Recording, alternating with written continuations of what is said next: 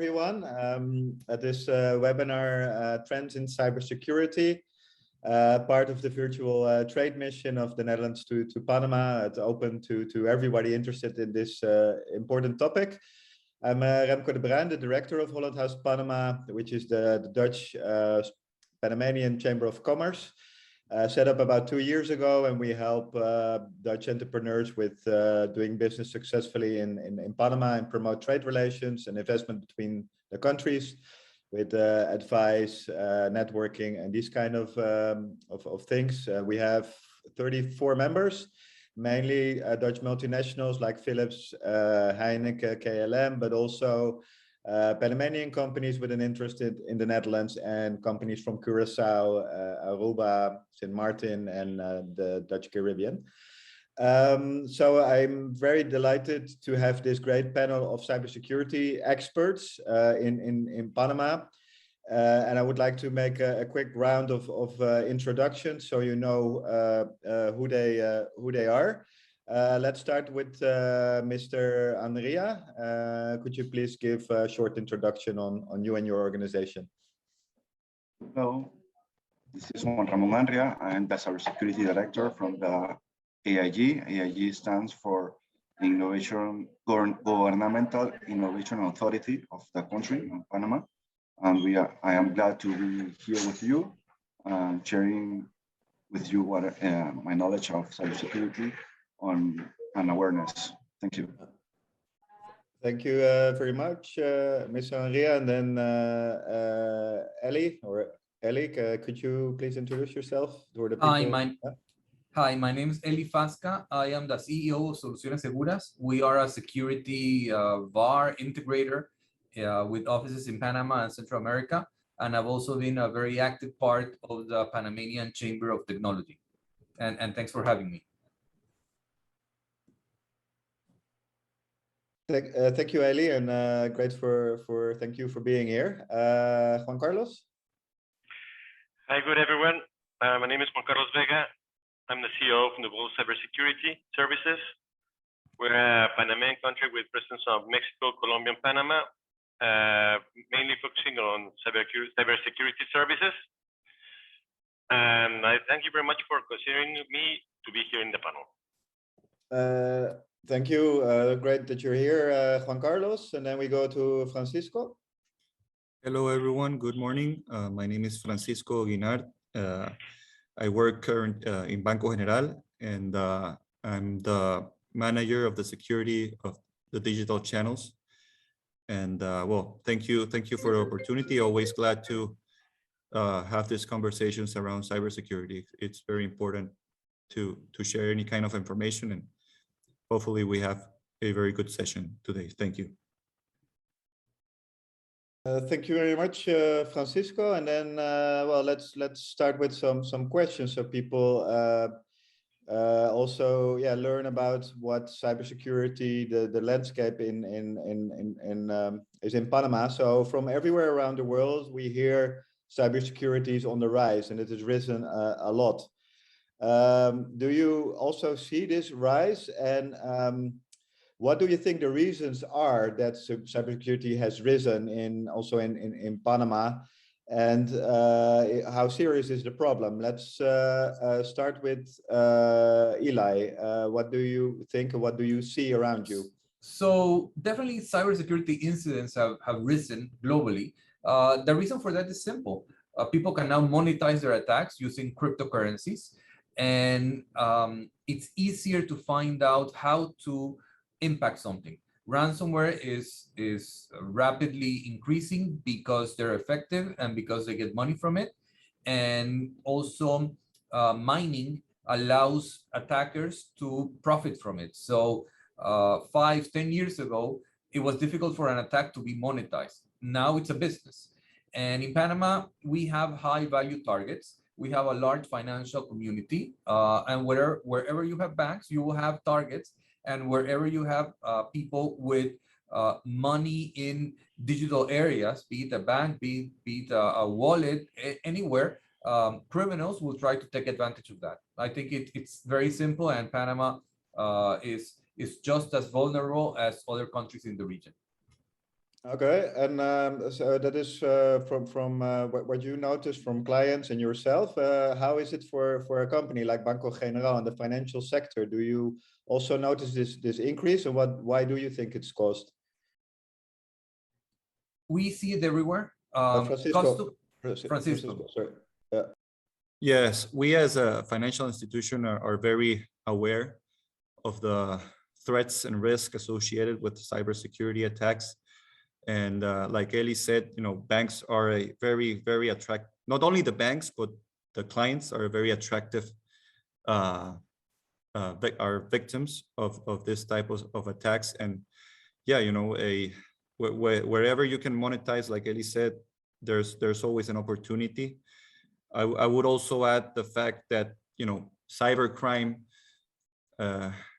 trying to see it from the bad actors' perspective, the level of anonymity that they can have, or the exposure they have against, the police force, it's much less than, the counterparts, physical traditional attacks or robberies. So it's definitely something to the advantage of the attacker, the level of a lesser level of exposure that they have. Thank you for sharing that, Francisco. Let's go to if we also see that on the country level with Juan Ramon. Is Panama a frequently attacked country? And because you're Director of Cybersecurity for IIG, and I also CSIRT, I think, is under IIG. What do you see happening in Panama, Juan Ramon? Okay. Well, I agree with Eli and Francisco, but as a country, Panama, as the old world cybercrime, is increasing, but not just in Panama. As you can see, many kinds of industries, enterprises, companies, agencies, governments, and whole countries are permanently and continuously under cyber attacks. Just last week, we saw how cybercriminal is exposed private data of the entire citizens of a broader nation. And as it was, as if that were not enough, they tried to extortion that country in order for them to not exposure the data they stole. In Panama, in the year 2013, it was approved the Convention of Budapest, which is the first international treaty seeking to address cybercrime and harmonizing nation laws, improving investigate techniques, and increasing cooperation among nations. The convention was run up by the Council of Europe. But I mention this because the main issue in Panama is that in spite of that convention, where we are looking to that in spite of that convention approval in Panama, we are looking to update our regulation yet to typify and prosecute crimes on the net. There is a project that seeks to adapt our regulations that it's already sent to the Congress for its review, discussion, and approval. In the meantime, we already are creating cyber capabilities through trainings in several sectors, just like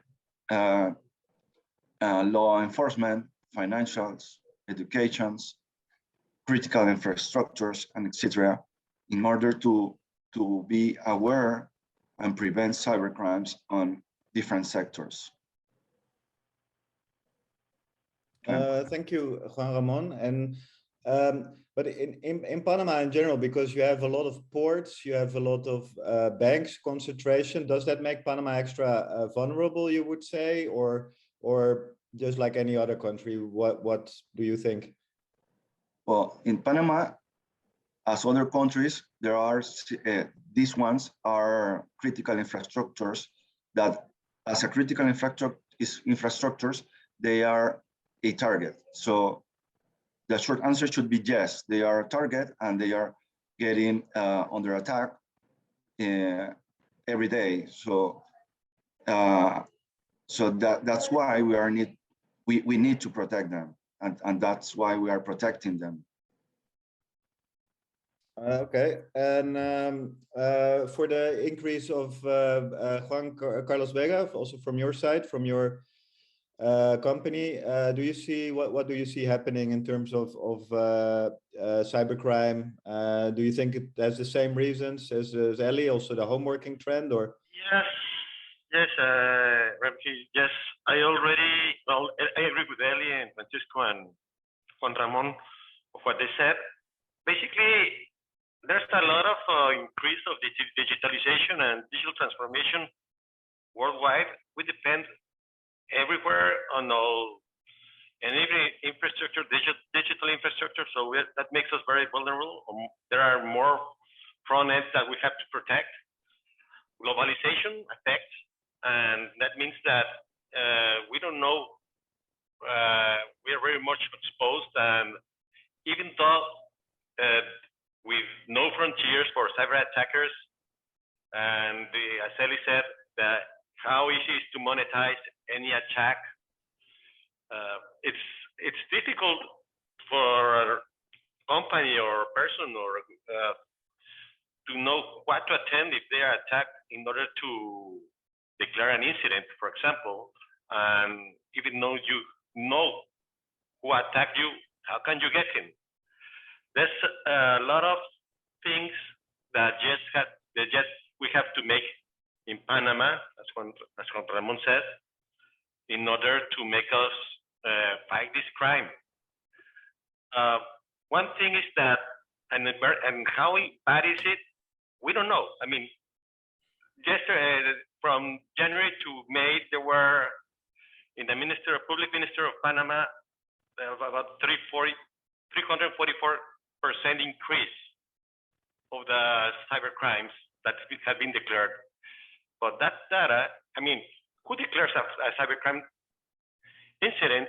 Because probably it will be the small and medium companies, and big companies maybe won't do it because of brand infringement or public relations, or some companies won't do that because it will cost them more to pursue a crime than just pay the ransomware they asked for. So, I mean, it's in a high increase, but we don't know really, and that worries more. How much is it that increase? Okay.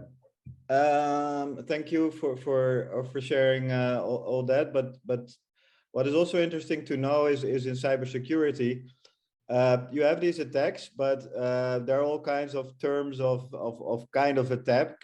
I don't know all of them, but you probably do. So what types of cybercrime are the most common in companies, banks, in your experience in Panama, and what do you see as trends there of new forms?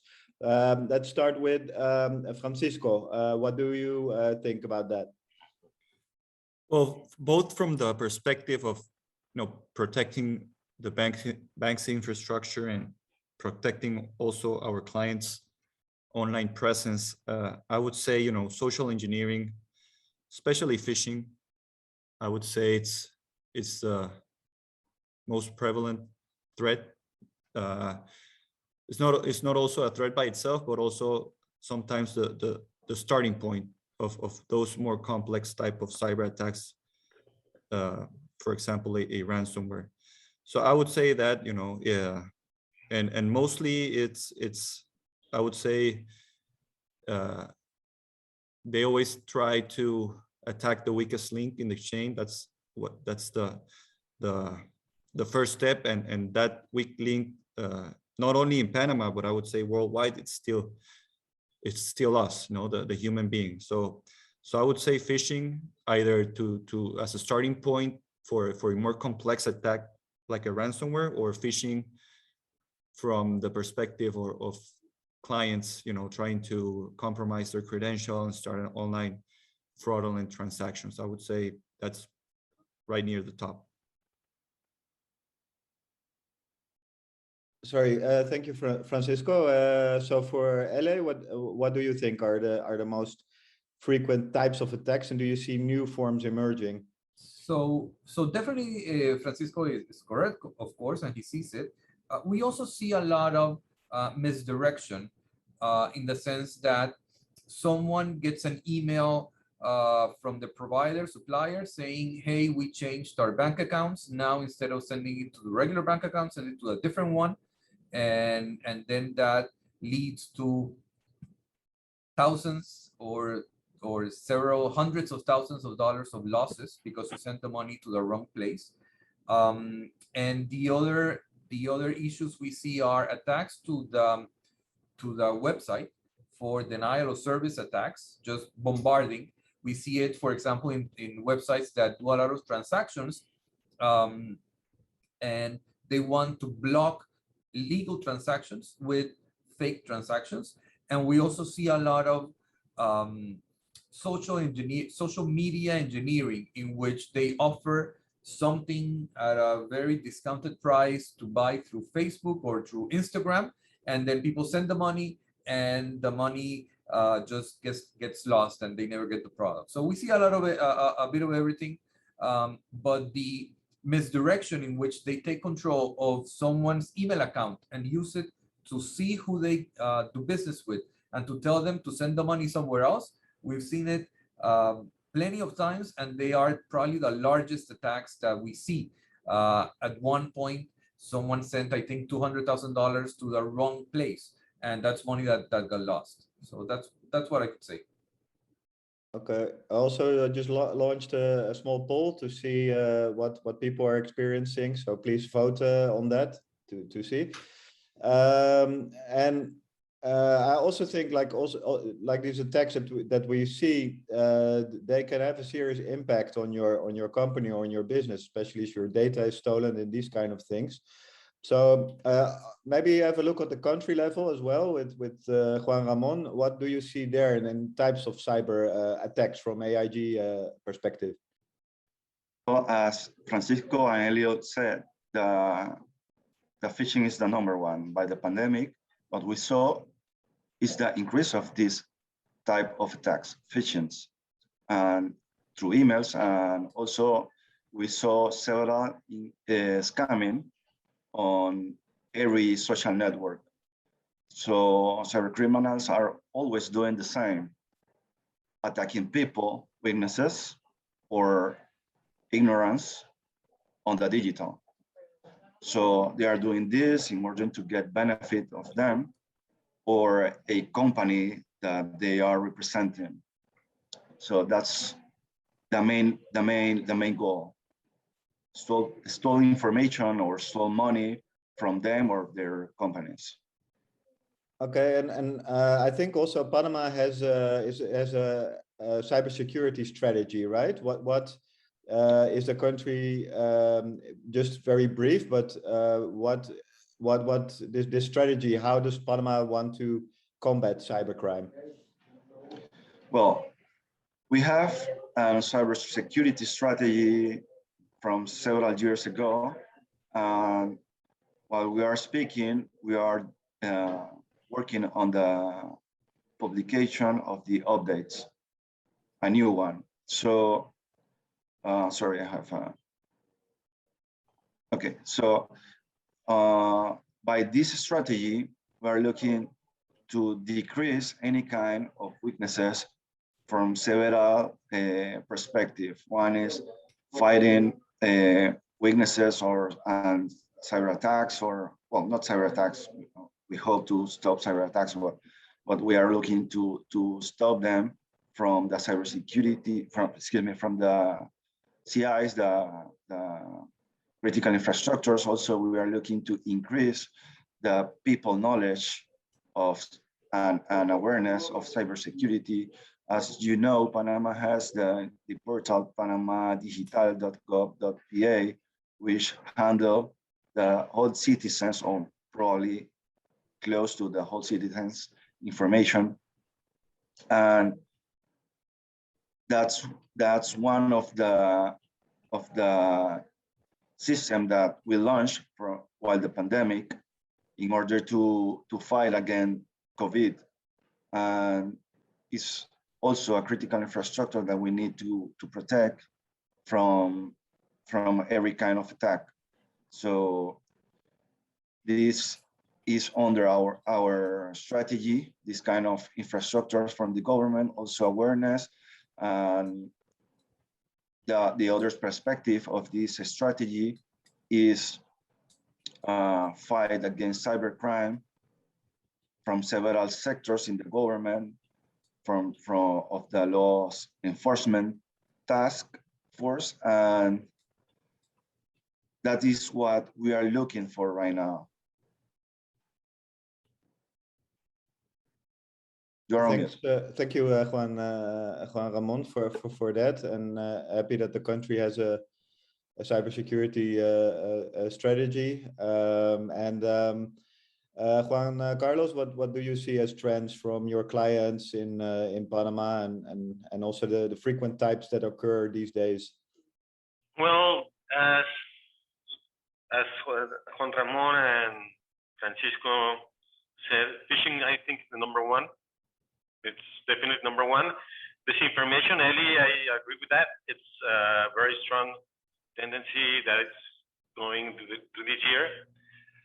And also another thing that I'm seeing right now is like people have much access to the dark web. And that means that there are many models that are rising as a crime as a service.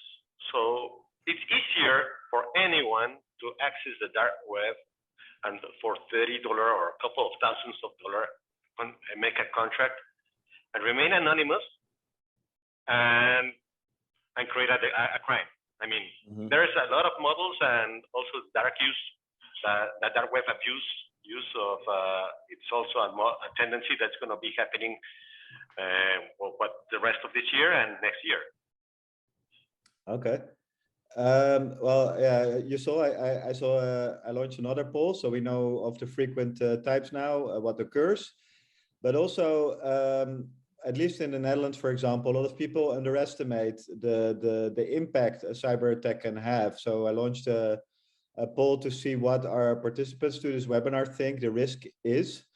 And maybe a few of you that have experience with this can explain also what it can do to your company, certain cyber attacks, how big the risk is to the continuity of the company. Maybe some worst case scenarios as well, not to scare people too much, but just to explain how serious cybercrime can be. Who of you would like to comment on this, on the risk size of cybercrime?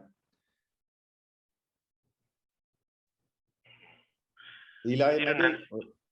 I didn't understand very well the question. Yeah, say again. No, it's so cybercrime can be a risk to the company. You have different types that you just explained, but could you give some examples of what it can do to your company, the damage it can do? Because in the Netherlands, a lot of companies they think, oh, cybercrime, yeah, it happens, but I think a lot of people underestimate the risk, and maybe you have some examples what it can do to your company. Okay, and I'll go first. Yeah. So productivity is probably one of the major ones. If you have a cybercrime incident in which some of your files are not available, are encrypted, or if one of the servers are not available, maybe you have the entire company down. They cannot produce, they cannot work, and they need to figure out how to get their systems back up and running as soon as possible. That's time lock. Imagine if your company doesn't work for a day or two, what happens? And the number two is the morale of the employees. To them, being the target of a cyber attack, a successful cyber attack, is also something that affects them. So they expect their company to be safe. And if they're not, they're going to be wondering what else can go wrong. And of course, you have the loss of reputation with your clients to have to explain, hey, this happened to us. Your data may or may not be safe. We couldn't work with you for a few days. So it has a lot of ramifications. And it's important to note when I see data from US agencies on what the cost of a cybercrime incident is. I always tell companies here that I don't care about the cost because the money is different, the wage is different, but the impact is probably larger in a smaller company than in a larger company, and it can cause a few to actually close down. So a lot of impact. Thanks for that. Eli, who wants to comment on this, to the impact on companies, the risks it has? Yeah, I think, this cyber threats, they present a huge risk to the business continuity of an organization. And I can speak on behalf of a financial institution.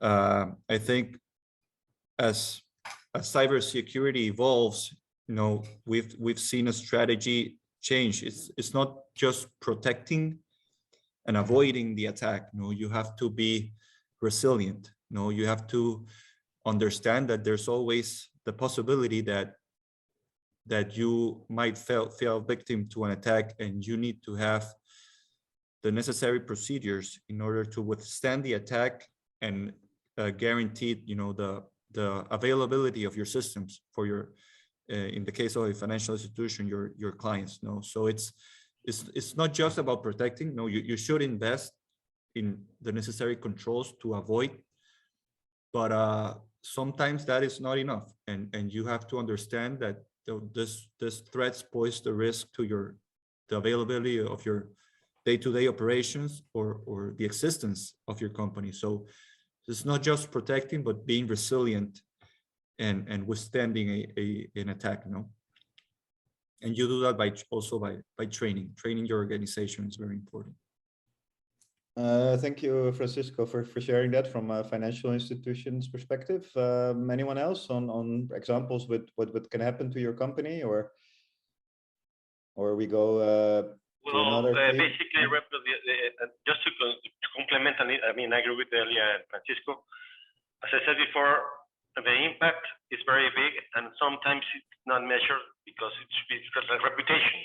If many companies, financial, maritime, logistics, etc. It's all about real-time processing and reputation and confidence for the customers on that company. So if an attack materializes, or the impact, it's on the employees, it's on the economic side, but also it's what happens after that. And that's also a very big impact. What is maybe also interesting in the Netherlands lately, although I'm in Panama, I still follow the news there, of course. There's been a lot of high level, let's say, in the media. I don't know if this is right. Yeah, I think this is called ransomware. Is that they broke into, for example, universities. They stole the data of all the data, like all the personal data of the people in the databases, and they threatened to make it public, all this data. Mm-hmm.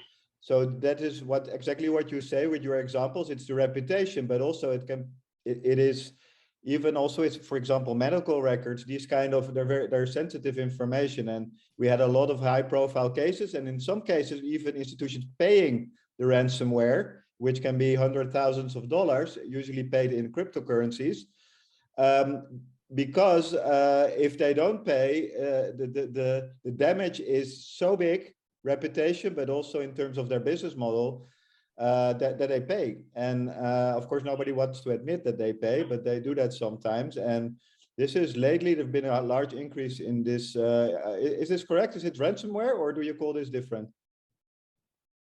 Well, ransomware is a very good one. Yeah, very big one. Yeah. So that is what we see, and also the Dutch government, for example, is investing a lot in educating the people because of that, and they have like a training institute that presents checklists, cyber checklists for companies and for people, and I think that is a good way of tackling it, because otherwise you don't know what to do. So this is just something to add from the Netherlands. A comment on this is that a year ago, maybe a bit more, all the government agencies in the US said you can never pay any ransomware. Actually, that advice has changed, because now they're saying that, yeah, if you get hit and if you don't have a way to come back up, then you might consider paying it in extreme circumstances.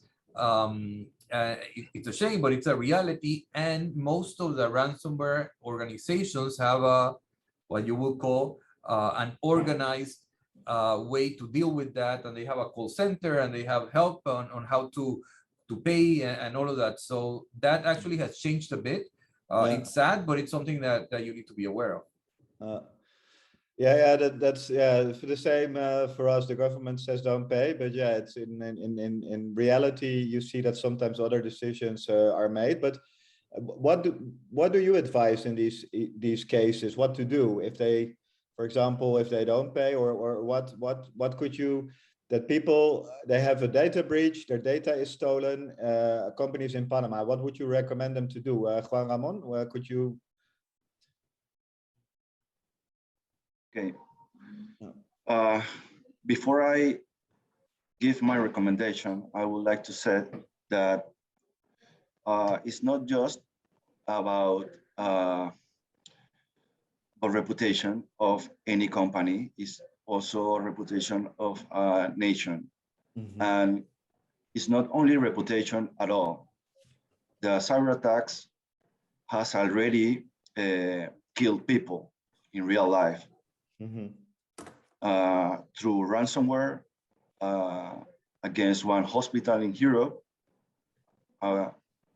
The one people died 2 years ago, if I'm not wrong, 2 years ago, because of this ransomware just shut off the whole hospital systems.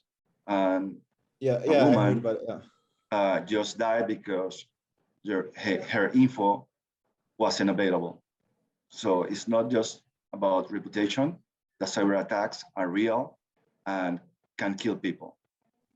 And answering your question about what is needed,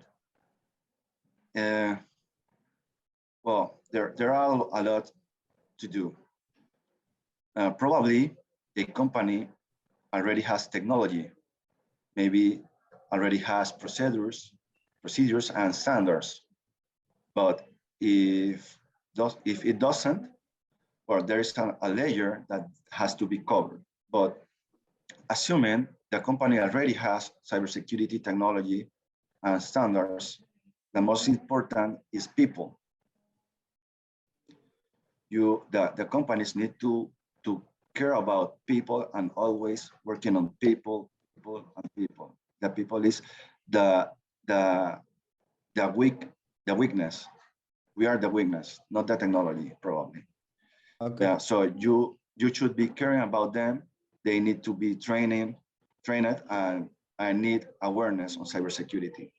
They need to know that the risk, the vulnerabilities, and cyber threats are real, that are increasing and can affect the whole company, the whole government, our whole country, and kill people. Thank you, Juan Ramon. I heard about this example that you made this clear what the risks are, and also when we see the poll that was published, it's most of the people here in this webinar also consider it a big risk, so that's good that they're aware of what the risk is. I will continue with this question. I make a round on this question later, what all companies and people can do about cybercrime. But before, I also wanted to ask something to both Eli and Juan Carlos. The market in Panama, is there enough, let's say, enough cybersecurity companies here to cover the market? How is the demand for cybersecurity services in Panama? Can you say a little bit about that, about your business's offer and demand in Panama of cybersecurity services and helping people? I'll let Juan Carlos go first. Okay, perfect. Thank you, Eli. I think that the demand for cybersecurity services have been an increase because obviously the home office, the hybrid way of work between offices and home, and it's also a reality and an increase. But there's some challenges, I mean, in this demand, because the demand has been, what I've been seeing is also in the small and medium enterprises. I mean, they become more aware because either they know something that can be attacked, or maybe because they just have more security awareness now on the way, the new way of work is being done. And there's some challenges because security is not cheap. I mean, it's something that is money worthwhile, but it's not cheap. So we have to make how to make this demand affordable and make it much more accessible to some other companies. Not only the big enterprises in Panama that we know of, but also for the medium companies that they have much more challenges. I mean, they have years of obsolescence and vulnerabilities available. They don't have a security expert in place, and they haven't worried about security until now. So, I mean, we have a lot of work to do. That's a good thing to do, and that's how we do it. Okay. Thanks. I'll give another perspective. For example, Soluciones Seguras, we are what I would say a boutique in that we don't want to work with 10 different firewall vendors and 5 different IPS and all of that. We specialize because in cybersecurity, yes, there's a cost, an investment, but the knowledge is probably the most important thing. One single configuration can be the difference between having an open door and a closed door. And some people don't realize when they go to smaller regions, and Central America as a region is smaller than many countries in Europe, that you are not going to find 10 different companies that offer the same security services. You will have probably 1 or 2 major partners per vendor. And that's probably the norm because you want to specialize and you want to build a relationship. It's very difficult to find a company with hundreds of people dedicated to cybersecurity. Actually, it's not very difficult. That doesn't happen in the region. You have smaller companies that are just security dedicated companies, or you have integrators that have a big portfolio that they do a bit of everything. So security, you will have a smaller set of companies that you work with, but they're companies that they have dedicated themselves for that. And it's probably easier to choose, but don't think that if you were able in Holland to work with 20 companies and just get RFPs from 20 different solution vendors and see what the best one is, you need a more personalized point of view here and get to know the company before you decide who to work with. And we have a long relationship with many of our customers, with most of our customers, and we've been working with them for 10, 15 years. And from starting with one solution, we begin to have a whole portfolio of solutions because you also want a single point of contact for your cybersecurity needs. So that's what I wanted to add. Thank you, Eli, for that, to give some insights in the market here. Now, I think a very important a question for also the participants to help them a bit with some tips on what they can do. Let's go to Francisco first. It's what tips, because especially in banking, there's a lot of especially phishing. What would you want to say to your customers, but also just to enterprises in general, how to best prevent cybercrime? Your 3 most important tips, Francisco, please. Okay. Well, from the point of view of protecting an organization, I would say my 3 tips would be first, you need to have the technology in place in order to prevent these types of cyber attacks. And by technology, I mean, you know, having a firewall or firewall-like application, doing web filtering for your users while they browse the internet, having mail filtering, and some sort of endpoint protection solution for your servers and workstations. I would say that should be at least your core set of cyber security solutions. From then on, you could expand into more. Then I would go, one of the most important things I think nowadays is patching. You know, you need to be aware that the software that you're using is probably at some point of its existence vulnerable to some sort of attack. And you know, all the major vendors and providers are constantly updating and sending security patches. You need to take care of that, especially to those systems that are directly connected to the internet. You should look at those with proper attention. And the third tip, and not the least important, I would say awareness and training.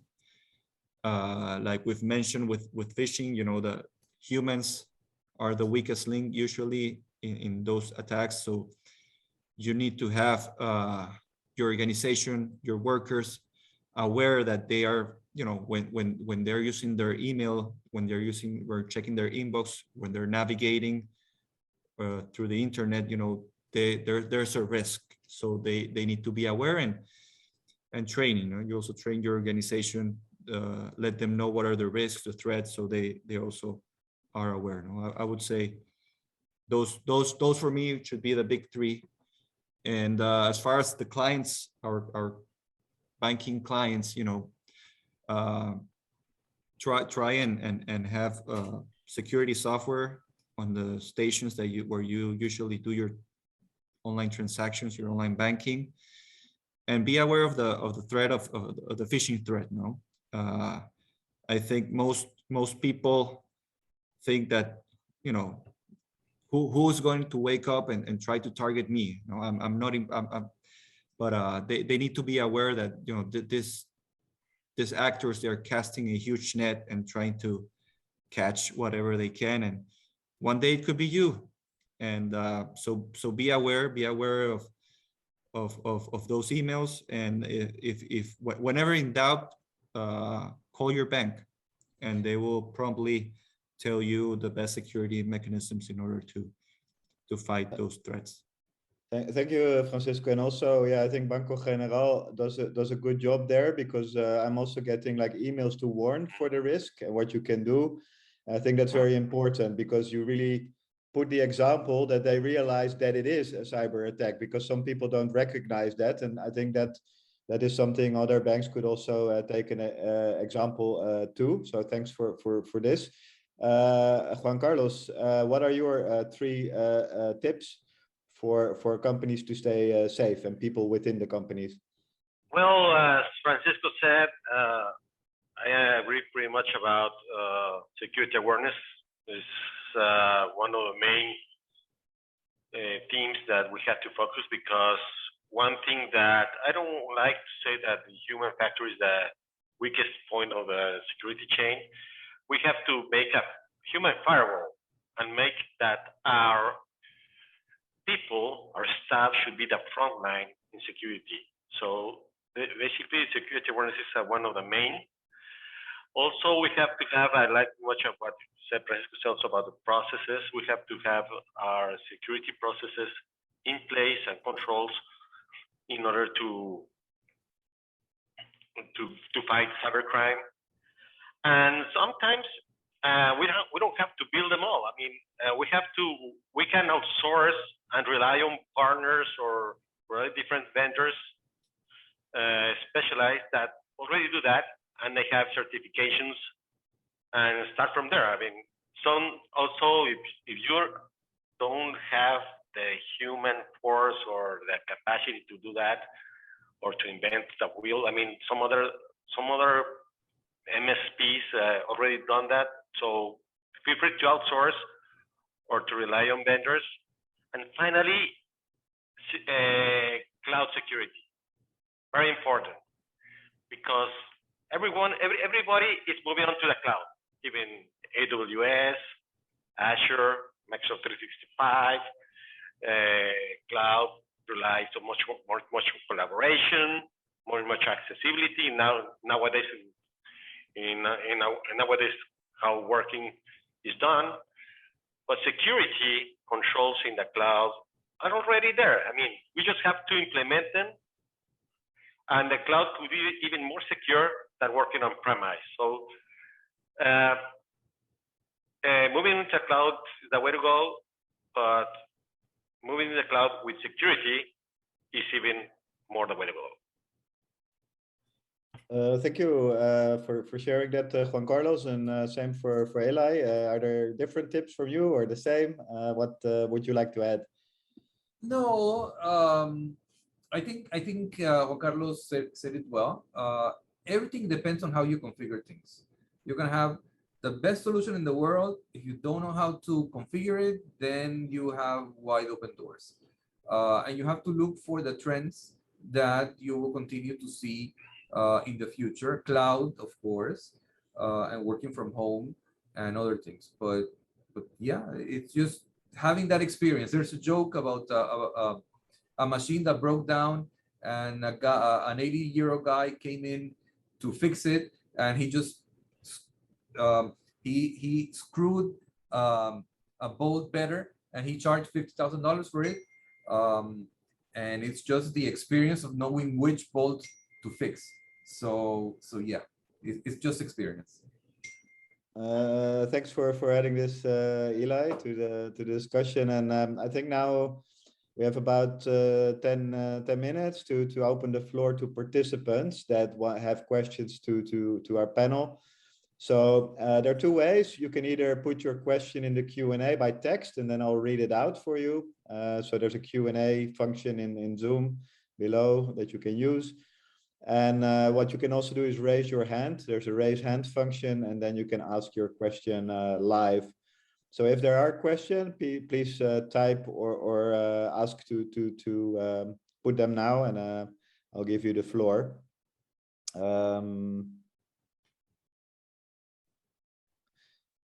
Or the panelists have been very complete and you know everything. That can also be the case.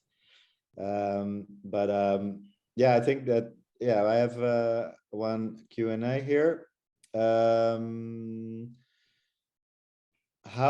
This is a very interesting question, I think, because how do you know? It's somebody asking how the companies know the vulnerabilities they have. How can they know if their company is vulnerable to cyber attacks? Who wants to take this question?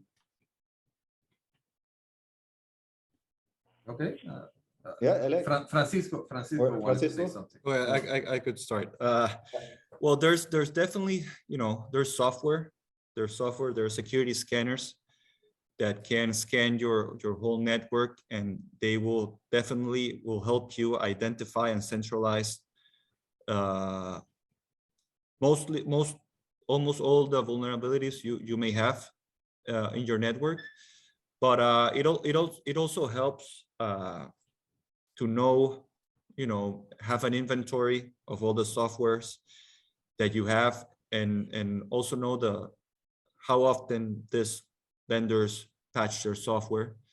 For example, organizations like Microsoft, they usually, the second Tuesday of every month, the famously called Patch Tuesday, they made available all the necessary patches to cover the vulnerabilities they have recently found. So I think it's a matter of having I would say a software security scanner, and having the right processes and inventory information in order to combat this threat, and having like I said a couple of minutes ago, identifying those assets, those softwares that are directly exposed to the internet, and securing them recurrently via patching, it's very important. Thanks. Anyone wants to add something to that? How can you become aware of the vulnerabilities? Francisco said it right. I mean, infrastructure-wise, it's very important to know the vulnerabilities and their softwares, or there are people or companies that can make that scanning for you. But also another thing is that ask for someone to make you a sample phishing test, for example.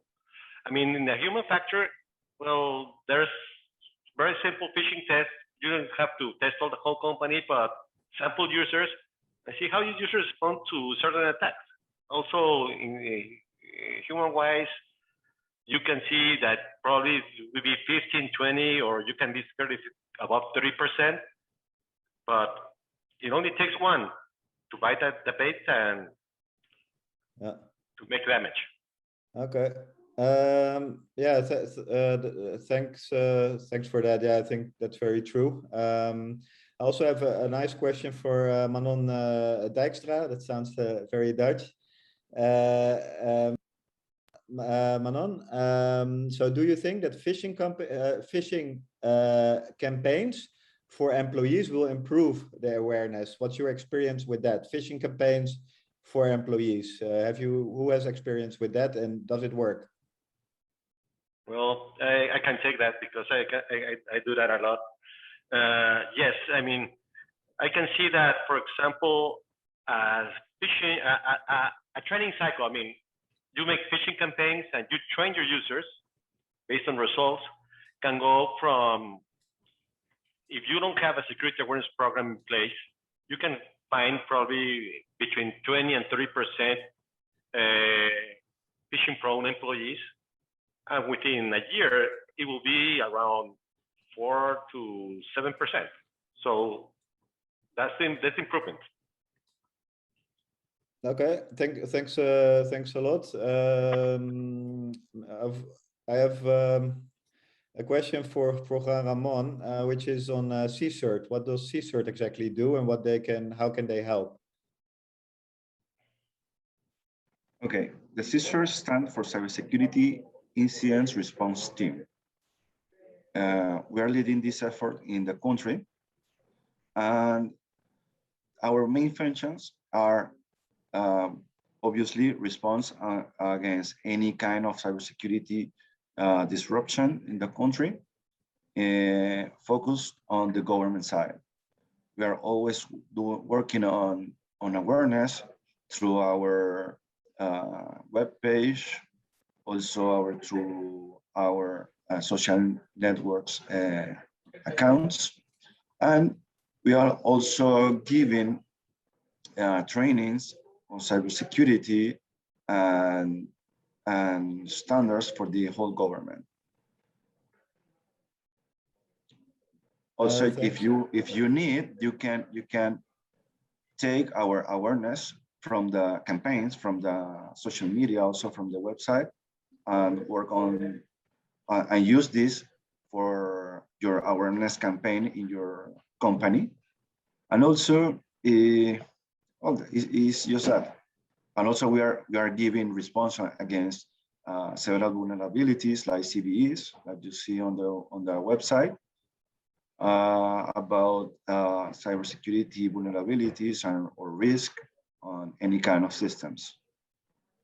Okay, thanks. Good to contribute that the people know about CSIRT. And also something I was wondering myself, that is Panama has a lot of ports, I think 22 only along the canal. According to your knowledge, and maybe also clients, without naming them, of course, but is cybersecurity a problem also in the port sector? Because 6% of trade passes through the canal. Is cybersecurity an issue also in this sector, and who has some experience with that? Actually, one of the VPs of technology for one of the larger ports, one of the main ports in Panama, is part of the call. Actually, I think he left. No, he's there. You might want to give Carlos Ungo the microphone, but they are regulated, and most of the companies are part of a multinational corporation that has their own, that has standards they have to adhere to. So they are companies that do a lot in that, and that they try to solve the issues. There's Carlos. Carlos, I don't know if you can talk to us a bit about what you're doing. That's not fair, Eli. Sorry. Welcome, Carlos. Any comment, Carlos?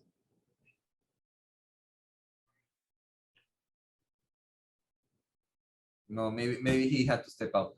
But we work with them, and yeah, we know Carlos, their are you there? Yes, I'm here. Sorry, something Yeah, happened. sorry, I was on mute as well. So Carlos, yeah, we would like, thank you for being here. Could you maybe share a little bit of your experience if cybersecurity is an issue in the port sector, which is very large in Panama? Well, as Eli said, we had to follow some very specific procedures based on what our headquarters in Hong Kong had defined it. The truth is that in the port industry, there's an after and before, which was triggered by the Merck's incident a few years ago. The truth is that we thought, and I can say that we thought that we were out of the game in terms of cybersecurity. I'm coming from the telco industry, where the situation was completely different. And but the truth is that after the Merck's incident, we've been working very hard on most of the things that Francisco and the rest of the team has been saying. The truth is that no one is exempted from cyber attacks, but probably in our case, the biggest challenge has been the human part, because this industry was a very analog industry in terms of not just the processes, but also the mindsetting of the people, which is very difficult to transform or to migrate into a digital mindset. No, but the truth is that we invest probably 40% of our time in cybersecurity related matters, the vulnerability assessment, the pen test, the patching, which is, it is a nightmare. I think Francisco and the rest has agreed with that, because it's an ongoing process. But probably in our case, the biggest challenge has been to update the equipment, because the truth is that in this industry, we were a little bit behind in terms of keeping our different infrastructure up to date, and that includes both the IT and the OT part. But I think that's what I can say. We had to comply with a very strong procedures. We had to do cybersecurity exercises at least once a year. And probably the biggest challenge was to move part of our infrastructure to the cloud in order to improve our resiliency and also our backup and restore times. But so far, I think has been quite a hectic ride, but a very good one, because it had helped the whole industry to understand the associated risks that are part of the whole logistic ecosystem. Thanks very much, Carlos, for joining as extra panelist and giving that perspective from the port sector. I think we could talk on for maybe another hour, but I see that also all the participants stayed right till the end. So I think yeah, it was good what you shared, and very honored to have you all here sharing your knowledge, and hope to stay in touch. Thanks all of you for being in this webinar, also attendees. I hope you enjoyed as well, and we'll publish a recording of the webinar later on our YouTube channel, so you can see it back. So thanks a lot, and see you at another webinar sometime, I hope. Great. Bye bye, everyone. Bye. Thank you. Thank you. You owe me one. Thank you. Yeah. Whenever you want. Or Heineken. Whenever you want. Hasta luego. Take care. Thank Take you very care. much, Yeah. everyone.